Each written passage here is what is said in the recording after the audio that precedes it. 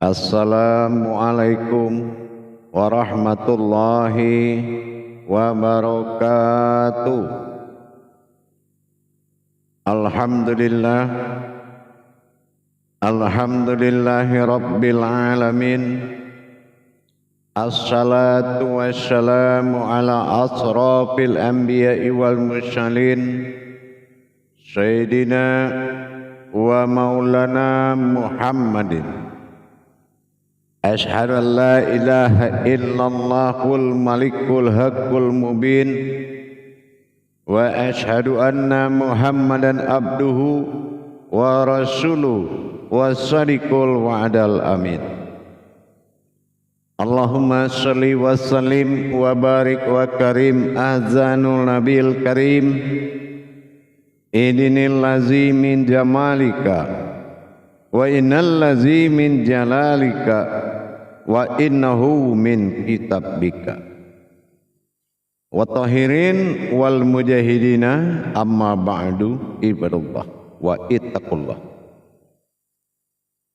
Bersyukur kita kepada Allah dengan mengucapkan alhamdulillahirabbil alamin atas segala limpahan karunia rahmah dan hidayahnya, serta dengan izinnya juga kita dapat menjalankan amanahnya, beramal dan beribadah lahir batin dunia dan akhirat. Bersalam kita tidak akan pernah kita lupakan. Marilah sama-sama kita sampaikan kepada junjungan kita Nabi Allah, Nabi al-akhirul zaman, Rasulullah Muhammad sallallahu alaihi wasallam. Atasnya kalimahnya kita kalamkan dengan membacakan Allahumma sholli ala Sayyidina Muhammad wa ala alihi Sayyidina Muhammad. Alhamdulillah bertemu lagi dengan saya Guru Mursyid Syekh Nur Muhammad Buya Irwan Maulana Al-Khalidi Sumatera Barat. Tentunya dalam rangka meningkatkan iman dan takwa kita kepada Allah. Berbagi itulah jalan yang terbaik. Kemudahan, keindahan datangnya dari berbagi yang tulus dan ikhlas. Untuk pertemuan pada waktu dan kesempatan yang kita muliakan ini, saya akan menyampaikan dan berbagi ilmu dan wawasan. Mudah-mudahan bermanfaat. Yang mana perlu kita ketahui bagi saudara-saudaraku, sahabat kerabatku yang sedang bermujahadah, belajar mendekatkan diri kepada Allah, bermuqarabun dan bermuqarabin. Bagaimana kita berpaling hijrah menuju singgasananya Allah, kerajaan Allah, lautan ma'rifat, kodrat hakikat, tanjakan-tanjakan batin, sir, semua tajali-tajali kerohanian yang sedang dijalankan dengan bimbingan para guru. Ada hal yang perlu diingat dan saya mengingatkan. Kebenaran untuk mendapatkan hakikat Tuhan pada diri dengan bertajali dan bermakrifat, mentadabur diri, ada hal yang wajib kita ketahui. Tiang menuju Tuhan itu ada 4. Apabila 4 ini dilebur menjadi suatu hakikat dalam maujudnya zahir Allah pada diri yang bernama rupa-rupa, kodrat, semua ini dipelajari oleh 4 jalur: mencari, menjadikan, memandang dan menyaksikan segala bentuk-bentuk tajalli. Jangan lupa ada 4 kodrat yang harus didirikan menjadi suatu wujud yang maujud. Jadi bagi jamaah, pada saudara-saudaraku yang sedang mengalami pencarian bermujahadah kepada Allah, jangan mengalami proses kebatilan, tapi harus melalui proses yang hak. Harus melalui proses yang hak. Mana kaji yang hak?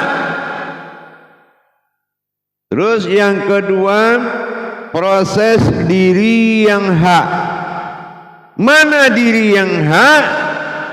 Yang ketiga, proses ilmu yang hak. Ya. Nah, 3 yang hak ini, kedudukan ilmu, kedudukan diri ini, dan kedudukan kajian ini harus benar-benar tidak keluar dari perjalanan ma'rifatullah, perjalanan pengenalan kepada Allah. Harus melalui himpunan 4 tiang menuju Tuhan yang bernama Allah. Simak baik-baik. Yang pertama adalah wujud. Kaji wujud ini benar-benar harus tuntas.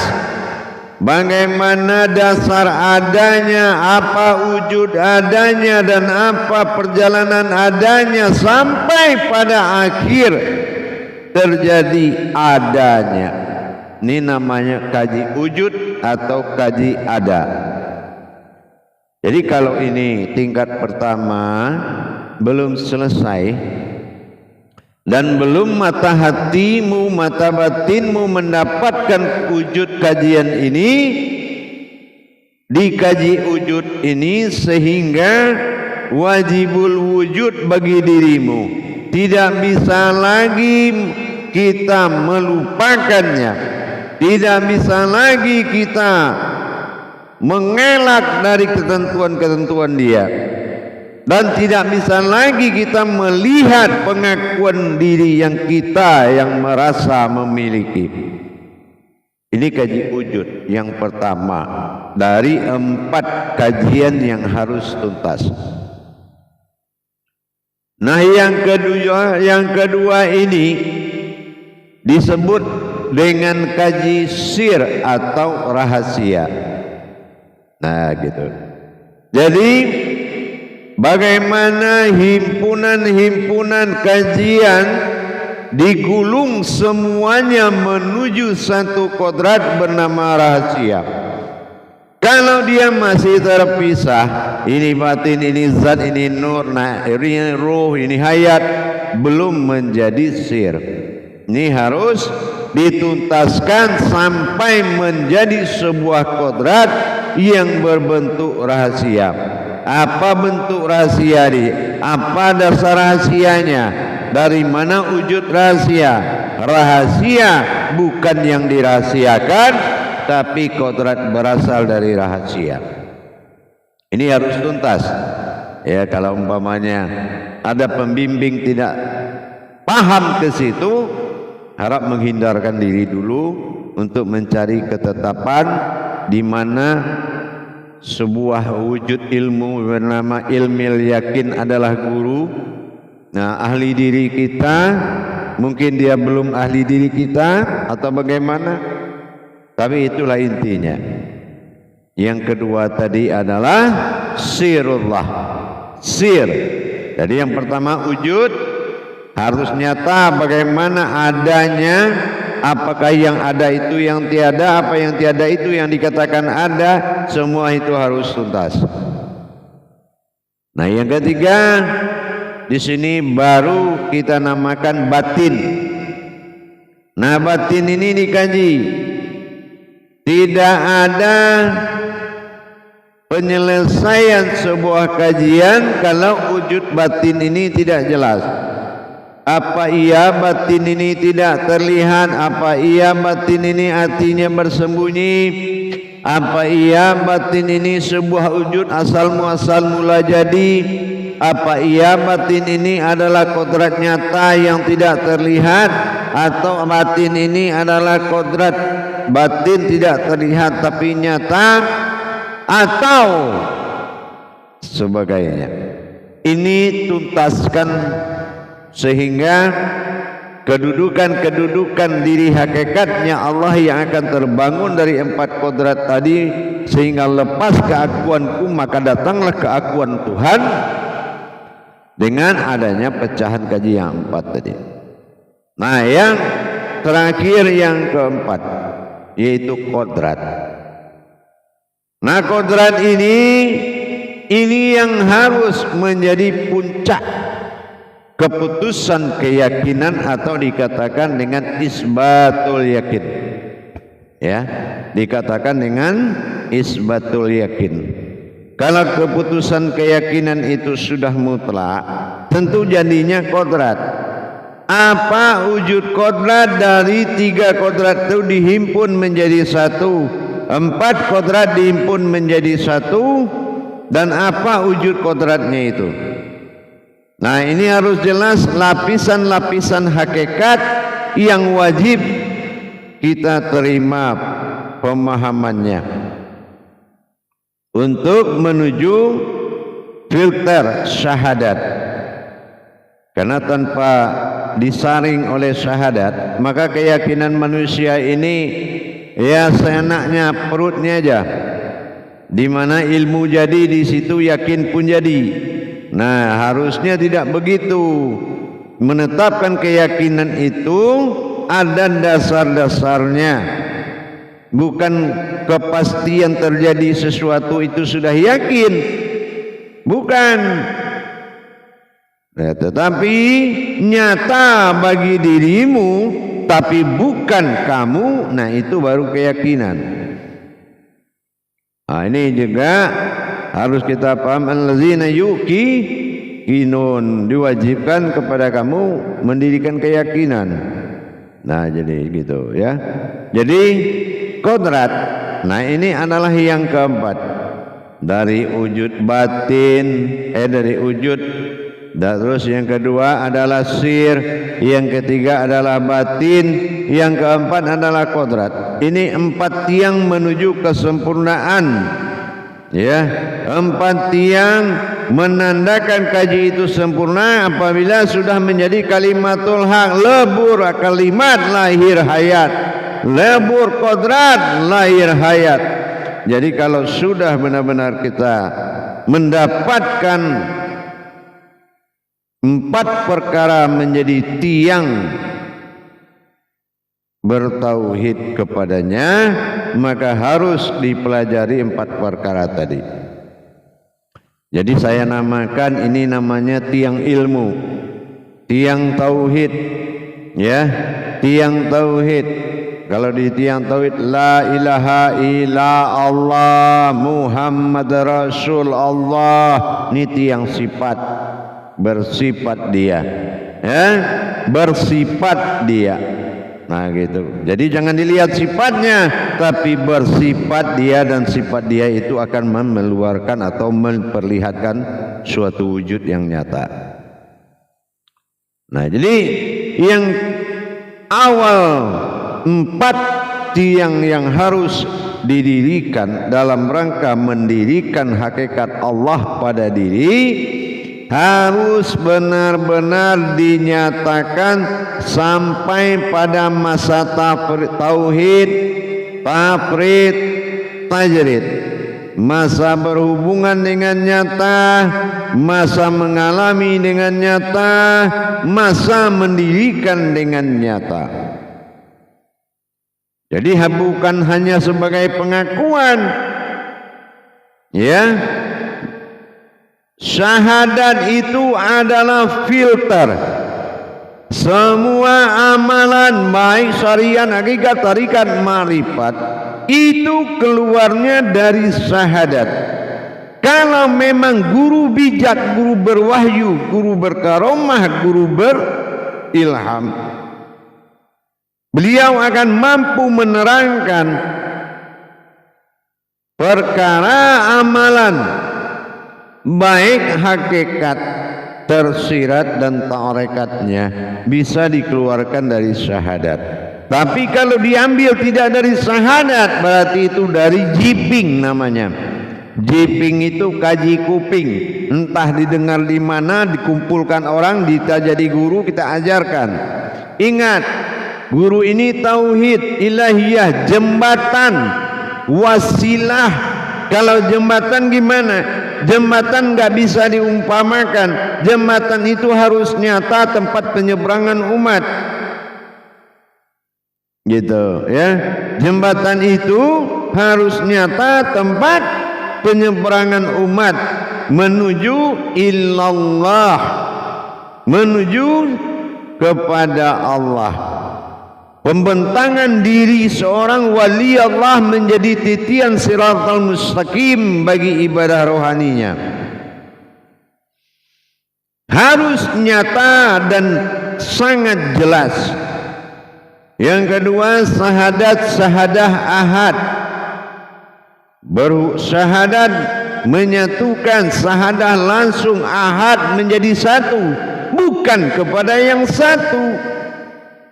Kalau menyatukan kepada yang satu, itu namanya syirik, masih bersentuhan. Sedangkan laisa kamislihi min syai'un, tidak ada yang setara dengannya. Bagaimana bisa berdampingan? Bukan berdekatan atau mendekatkan, tapi menyatu kepadanya. Kenapa? Karena manusia adalah wujudullah yang dirinya anaul haq, la ilaha illallah, anaul haq, akulah diri, la ilaha illallah, yang nyata bernama kalimatul haq Muhammad Rasul Allah. Nah, ini perjalanan mata hakikatnya harus jelas. Jadi jangan terlena di dalam belajar, karena pelajaran pengenalan ma'rifatullah itu berawal dari mendirikan dan melebur sampai menjadikan dan terjadi 4 kodrat yang harus diselesaikan. Ya, 4 kodrat yang harus dituntaskan. Nah, dengan demikian kajian itu baru benar. Ya, kajian itu baru benar. Kalau kodrat Allah bilangan 4 jatuh pada alam, bilangan 3 jatuh kepada kodrat, bilangan 2 jatuh kepada wujud. Ya kan? Nah, disinilah jelang dan kodrat bilangan 1 jatuh kepada sir atau rahasianya. Jadi dengan kita memahami 4 perkara tadi, baik dari sisi wujud, sir, rahasia, batin, wujudnya, dan kodrat adalah maujudnya. Ini kalau belum tersusun rapi dengan segala tajalinya, karena pengakuan tanpa tajali itu akan bisa mempersulit kita di dalam pencarian. Demikian. Jadi kalau memang ini bisa dilaksanakan dan ada hati dan nawaitu dan niat ingin bertuhan, kalau beragama mungkin dari kecil, tapi kalau bertuhan saya nggak yakin dari kecil. Ya, karena ada peraturan akil balik. Jadi tidak mungkin dari kecil tahu Tuhan. Nah, mungkin sekarang ada kata terlambat. Tidak ada kata terlambat. Ya, jadi dengan kita belajar kembali bagaimana yang dikatakan menjadi satu tadi, ahad. Syahadat ahadah, ya kan, syahadat sahadah baru ahad. Jadi dengan demikian insyaallah dengan kita memahami 4 tiang pengenalan wujudnya Allah pada diri, maka kita harus melihat kajian yang kita terima harus melalui konsep yang jelas, yaitu kehakikatannya. Itu kenapa? Karena membaca semua kitab itu tidak ada yang sulit jamaah, para hadirin dan hadirat. Tapi yang sulit adalah membaca kitabmu sendiri untuk mendapatkan Tuhanmu. Apa kitabmu? Adalah diri. Ya, kalaukah kita sudah bisa membedah diri ini untuk mendapatkan sejatinya diri, insya Allah pasti akan sampai. Tapi kalau sudah minta bantuan keyakinan kepada sebuah gerakan atau sebuah kodrat atau sebuah ruh atau sebuah hayat atau sebuah makhluk atau sebuah cerita, maka ini akan menggugurkan kebenaran jalannya. Jadi dengan ada pemahaman tadi kita berbagi, mudah-mudahan insya Allah akan terbuka hijab pencariannya. Yakin insya Allah. Jadi bagi jamaah, para hadirin dan hadirat, kaum muslimin dan muslimat yang ingin bermuqarabun atau mendekatkan diri kepada Allah, insya Allah silakan menghubungi nomor telepon yang ada di layar deskripsi YouTube Buya Pasaman Timur. Kita akan selalu berbagi kupas tuntas tentang segala hakikat yang disimpan di dalam kerahasiaannya. Inilah kesempatan bagi kita, karena kebaikan itu tidak datang 2 kali. Ya, kesempurnaan, hidayah, keberuntungan tidak akan datang 2 kali, hanya sekali, itu pun dalam kesadaran, bukan sadar tetapi dalam kesadaran, benar-benar hati yang merindu. Kalau hati sudah merindu, insya Allah bukan insan kamil mukamil lagi, tapi insan kamil muzamil. Nah, itu keberinduan. Jadi kalau kerinduan ini adalah nilai tertinggi di dalam bertuhan kepada Allah. Mudah-mudahan jemaah insyaallah dipahami dan dimengerti dengan sebaik-baiknya. Yang paling penting, jangan lihat apa yang kamu amalkan di dirimu, tetapi lihatlah siapa yang mengamalkan. Inilah kuncinya. Jadi 4 perkara, 4 tiang menuju Tuhan. Berhakikat dalam 4 hakikat menuju Tuhan, maka 4 hakikat ini yang akan menjadi patokan atau dasar nawaitu dan niat, dan dasar untuk bertajali dari alam keumatan menuju alam ketuhanan. InsyaAllah dengan alam keumatan dan ketuhanan dalam wujud diri yang sama, maka dipisahkan oleh rahasia keilmuan.